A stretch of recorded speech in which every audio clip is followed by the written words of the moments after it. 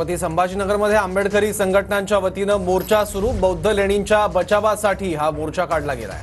क्रांती चौक ते विभागीय आयुक्तालयापर्यंत हा मोर्चा असेल। जिल्हाधिकारी कार्यालयाकडून शाळा महाविद्यालयांना सुट्टी जाहीर करण्यात आली आहे।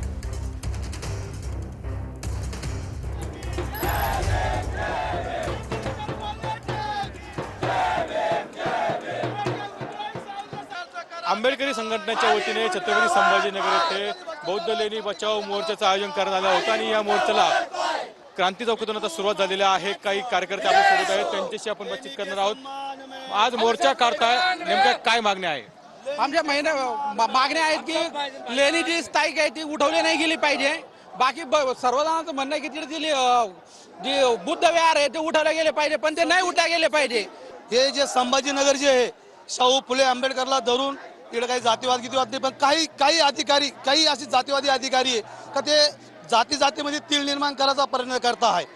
काय काय तुमच्या सर आमच्या मागणीचे असन आमचं बौद्ध लेणीचं तर आहेच आहे सर, पण जे काही आजूबाजूला जे परिसरमध्ये जे मंदिर गिंदिरे असन आम्हाला बी आमच्या नावावर झाले पाहिजे। आमचं ते म्हणणे आमच्या म्हणजे त्याच्या जे अंडरमध्ये द्यायला पाहिजे आणि ते काही अतिक्रम काय नाही सर। जर 50 वर्षापासून आमच्या यशवंतची भिंतीची बसेल आहे। पुन्हा जाकर TV9 मराठी, छत्रपती संभाजीनगर।